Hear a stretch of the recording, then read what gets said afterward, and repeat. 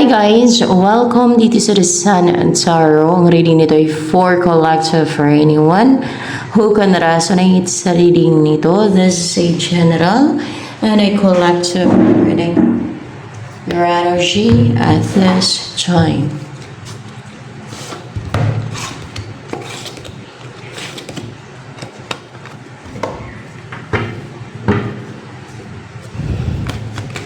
Okay.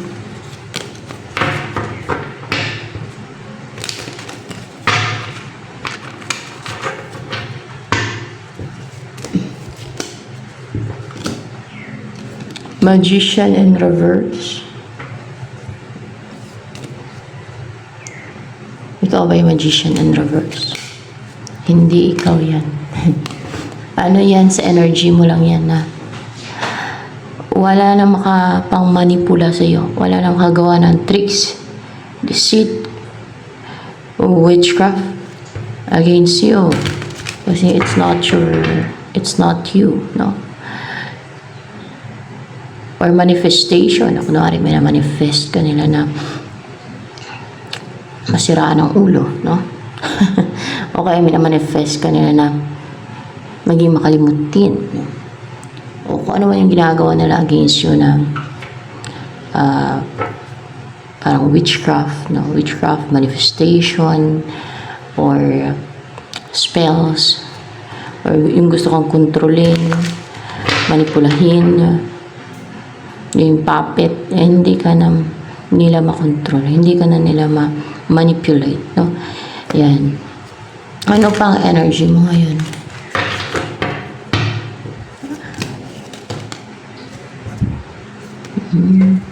The Chariot, Knight of Swords. Wala ka ng drama. Yung Knight of Swords ito. Wala nang drama sa buhay mo kasi hindi na nila, or kung lately naging parang madrama yung buhay mo, or parang iyak-iyak ka, parang masyado kang naging, ano ba yun, yung napadala sa bugso ng damdamin mo, yung naging impulsive, no? O naging parang madrama, sabihin na natin madrama kasi drama yun dito, no? Or naging impulsive kasi with the Knight of Swords energy, ay hindi ka na ganun ngayon kasi hindi ka na nila mamanipula, hindi ka na nila makontrol. Parang kinontrol ka nila yan eh. Kaya parang kung ano yung gusto nilang gawin sa'yo, na maging reaction mo, sabihin mo, parang nakontrol ka nila using manifestation or witchcraft, spells, mga yan. Pero hindi na ngayon, no? Chariot, ano ka na ngayon eh, there's movement, o yung person mo ang kinontrol nila para hindi mag-take na action sa'yo, ay makapag-take na siya ng action sa'yo. Wala na yung drama. Yung parang, yung naging emotional siya. Yung parang, alam mo yun, drama na parang emote-emote, yung mga ganon. So, hindi ka na ganon. Kung yung person mo ang manipula din na love life mo, kasi pwede mapiktuhan yung person mo, yung love life mo sa mga ginagawa nila manipulation sa iyo, pati yung karelasyon mo. Kung may ginagawa sila, lalo yung witchcraft at manifestation sa the Chariot. Ano ka na eh, wala nang makapagpa-hold back sa iyo, wala nang yung makapagpa-hesitate sa'yo na mag-take na action, na gawin mo ang gusto mong gawin, na i-pursue mo, o you will go after for what you want, na gawin mo kung ano yung gusto mong gawin na dinidesire mo, no? O to be with someone na dinidesire mo. Ayan. Wala nang magpapa-hold back sa'yo. Yan. Wala nang drama. Hindi ka na nag-emote-emote na naging mahina. Ganun. Ayan. Ano pa? Ang i-embody mong energy. Ito, yung ikaw talaga to. Ikaw. Yung ikaw. Union. Are you in a union now? In a union ka ngayon? Hindi. Ready for a union ngayon? Ready ka ngayon for a union. Ayan. Oh. Kaya klaro na yung judgment mo, yung isip mo, the way you judge things, situation, anything. Wala nang nagka-clouded sa judgment mo, wala nang nagkukontrol sa judgment mo, wala nang mamanipula sa judgment mo, sa isip mo. The way you act, the way you think, the way you speak.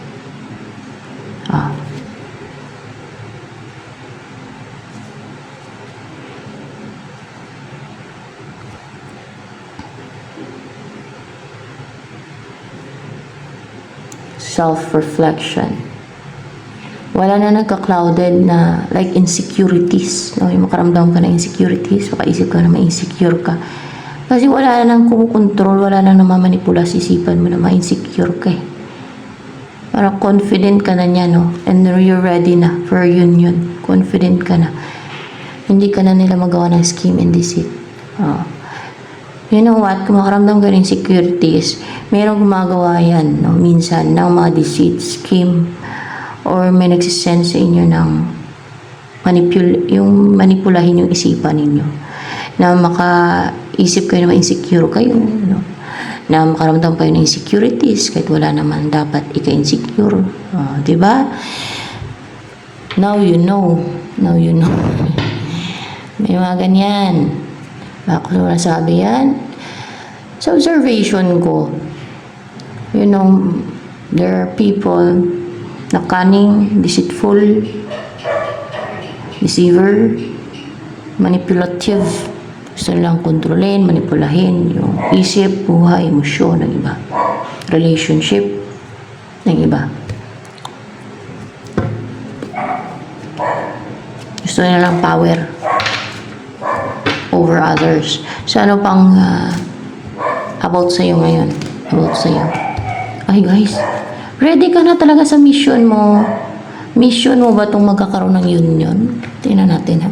Union maybe with a person. Mission mo ba talaga yung magkaroon ng union sa inyo ng person mo?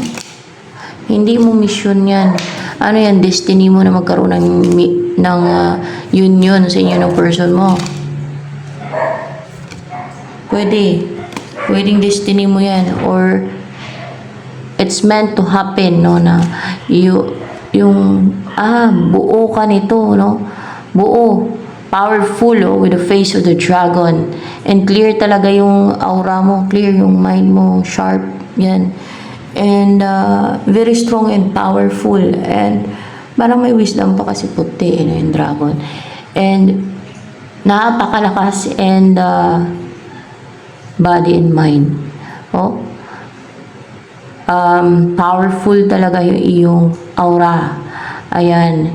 Walang blockage sa energetic field mo. Nagtutulungan ang iyong body and mind. They're in one. They're united.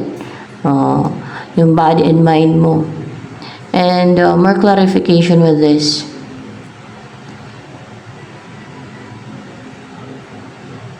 Na buo ka na, buo yung ano dito, buo ka na. That's why ready ka na for union. Buo ka na, ayan, buo ka na, na magtatagumpay ka na. That's why you're ready for union na. Ayan. Union with what? Ready ka na for union with what? With a, ba't ito yung ano, siguro Queen of Water, yung kanyang energy, sige, kunin ko na lang kahit nasama dito. A Queen of Water, yung kanyang energy, emotional, sensitive na person, or maybe in love yun sa inyo. In love ba tong person ba tong magkakaroon ng union sa inyo? Person yan siya? Person to, guys. Seven of Pentacles. Yan yung inaantay. Parang may potential talaga sa inyo. May potential, kasi talaga, you are meant to be together pagka ganyan. There's reunion. Parang, may mga pinagdaanan kayo niyan. Bago mangyari yung union na yan, niready nga kayo for union.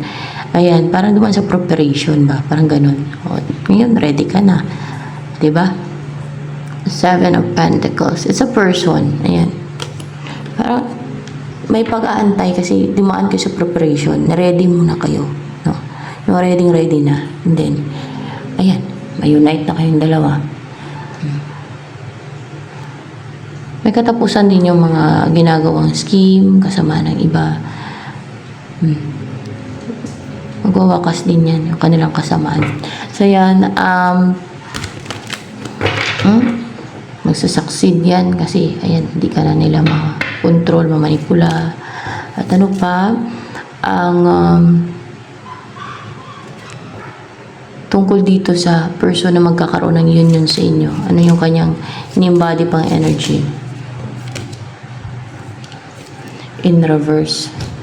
Parang weak yung kanyang personality. Parang mahina ba kasi emosyonal. Parang hindi strong.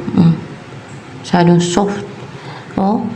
Hindi siya ganun ka-excited and passionate and full of desire na mag-take na action or to start to take action.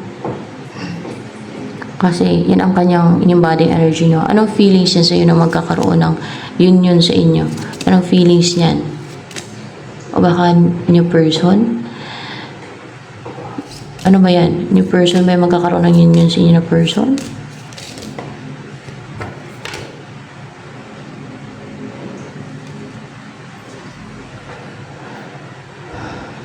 Upright. Upright ba to? 5-1. New person talaga yan. New person ito magkakaroon ng union sa inyo. So, hindi natin makuha yung ano niya, yung yung feelings niya towards you.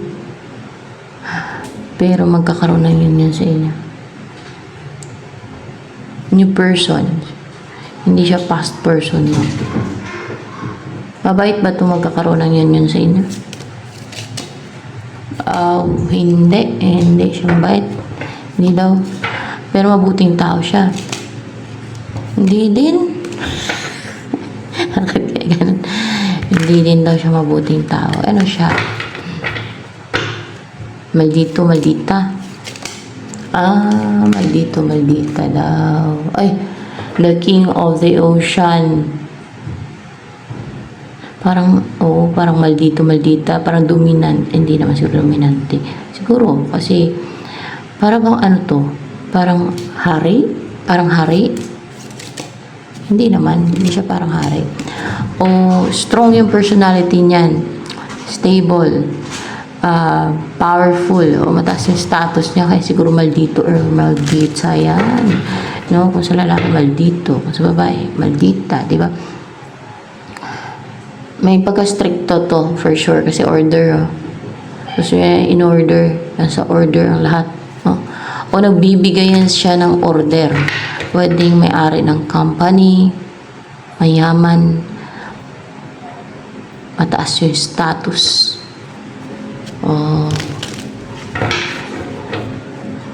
Mahirap makisama sa ganun na hindi mabait. Kahit yung sigaw-sigawan ka na nakakasama ng loob yun. No? Kung yan ang partner mo na sigaw-sigawan ka, tapos yung walang balance, dapat yung may respeto sa isa't isa. Pero respetuhin ka niyan ni King of the Ocean na yan. Pag nagsama kayo, kasi yan ang magkakaroon ng yun. Respetuhin ka niya. Ay guys, pag-asawa ka na niya. Pag-asawa ka na niya. Talagang pair kayo yung dalawa. Bagay kayo sa isa't isa. You're compatible. Magiging ganito ka, Queen of the Ocean. Magiging abundant yung buhay mo. Kung hindi pa abundant yung buhay mo. Pero kung abundant yung buhay mo, mas lalo maging abundant yung buhay mo. Dahil dito sa taong to, mayaman siguro. Mayaman ba yun si King of the Ocean? Mayaman siya. Mayaman, no? Ay, mag-uumpisa na mag-prosper yung buhay mo na maging prosperous pag yan ay nakasama mo, pag yan ay asawa mo. Talagang ang offer niya sa'yo ay malaking bahay, lupa siguro. Natitirahan nyo. Kayamanan. Malaking offer niyan sa'yo. Yun nga lang daw kayo medyo may pagkamaldito, maldita. Pero respetuhin ka niyan. Maging mabait ba yan sa'yo kahit na hindi, kahit na maldito or maldita yan siya, no? Babae o lalaki. Kasi collective tayo guys ha. Maging mabait ba yan sa'yo kahit maldito siya o maldita. Oo, maging mabait siya sa'yo. Siguro sa iba lang to na maldito or maldita siya ba. Pero pagdating sa mabait siya sa'yo, respetuhin ka niya. Ano yan? Talagang ma-inlove yun sa'yo ng todo-todo si King of the Ocean? Oo daw. Ma-inlove ng todo-todo yan sa'yo. To the point na parang kahit na makipag-compete siya sa'yo. O makipag-compete siya sa iba daw. Na makipag-compete siya sa iba. To the point na makipag-compete siya sa iba dahil ma-inlove siya sa'yo ng todo-todo. Ano pa? Wait lang. Ano bang maging buhay mo dyan kasama si King of the Ocean? Pair talaga kayo. Bagay talaga kayong dalawa kayo. Queen of the Ocean, King of the Ocean. Ay, Clover, guys. Maging malambing ba sa'yo si King of the Ocean? Maging malambing ba yan sa'yo? Oh, yeah. Yes. Yun ang maganda. Malambing. No? Talaga maging komportable kayo sa isa't isa. Maramdaman nyo yung harmony, balance in your relationship. Emotionally comfortable. Emotionally fulfilled, happy ka. No? Pag malambing ang iyong partner. Clover. Talagang maging fulfilled pa rin kayong dalawa sa feeling ng isa't isa. Emotionally fulfilled, emotionally satisfied, happy inside and out ha. Nakikita yung, alam yung relax, komportable kayo, tunay na masaya, ang sarap ng pakiramdam nyo sa feeling ng isa't isa, nakakagaan ng loob, nakaka-relax, para bang napaka ligaya ng pagsasama ninyo, ganon. You'll find comfort sa feeling ng isa't isa. Harmonious and balance. There's balance in yung relationship sa pagsasama ninyo. Ayan. Anong klase ng lugar ang titirhan ninyo? Pagdating sa picture, anong klase ng lugar? Anong bang klase ng lugar yan? Stars. Yes, universe. Hindi. Parang ano to guys, parang it's a place na kung saan madaming sikat. Madaming sikat kasi stars fame. It's a place na madaming sikat. Talagang parang ano siya guys, sa place na madaming sikat. Madaming mayaman at sikat. Nasa taas guys, madaming sikat tinitingala, mga ganon. Sa place na madaming famous na tao, doon kayo titira, siguro sa mga exclusive subdivision, sa mga place na madaming nakatira na masikat doon, like Forest Park, mga ganon, kung dito sa atin sa Pilipinas, mga ganon. Or madaming sikat daw, o maybe sikat na place, pati basta madaming sikat, doon kayo titira kasi mayaman daw to.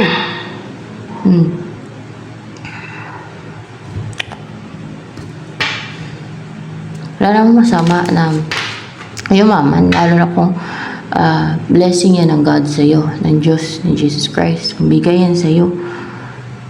Ang masama ay mainggit sa kayamanan ng iba. na gustong angkinin yung sa iba, di ba? Walang masama yan kung para sa'yo talaga yan, di ba? And it's meant for you. Yung person na yan at yung maging buhay mo kasama yung tao na yan. It's a great blessing, no, for you. And your life will be filled with abundance. At mas, ano ba yan, mas lalo kang maging attractive, good looking pag napangasawa mo na yun. Oh, mas lalo kang maging attractive and good looking, lalo kang mayaman ka eh. Wala kang stress. Maliban na kung hindi maganda ang trato niya sa'yo, may stress ka, di ba? Pero kung malambing siya sa'yo at mapagmahal at mabait naman siya sa'yo at binibigay niya yung magandang buhay at komportableng buhay sa'yo, paano ka may stress? Di ba?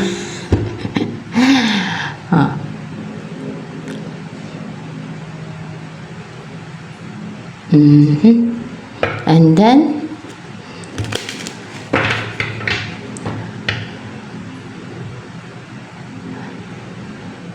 kung mayaman ka na, pwede kang magpa-enhance ng beauty mo, looks mo, di ba? Ano yun? Susuportahan ka niya sa pagpa-enhance ng looks mo? Oo, suportahan ka niya sa pagpa-enhance ng looks mo.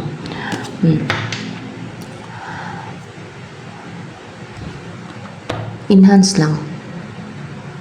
Enhance. I-enhance lang naman. No? Kung retoke, baka hindi siya papayag. Kasi masisira. Pag tumanda ka, masisira din kasi yung retoke, guys. Parang, yun ang naobserbahan ko. Parang ang daming nagka-dalatse-latse. So, nangyaring ganun. Ewan ko lang. Basta, kasi, mas maganda yung maging maging thankful siya kung ano, and grateful siya kung ano yung binigay ng God. Pwede yung ipa-enhance, no? Pero nasa inyo yan kung para token yung mukha nyo. Pero mas maganda yung makontento na lang kung ano yung binigay ng God. Pero yung pa-enhance, why not, no? Para confident ka lalo sa sarili mo, di ba? para tumaas yung confidence mo sa sarili mo. Yan. Lalo yung lugar doon natitirahan yung mga lugar na sikat doon, yung nakatira doon, no? Mga lugar na masikat. No? Yan sila, puro retoke yan, kadalasan mga sikat. Ay talagang ang laki ng improvement ng mukha nila. No?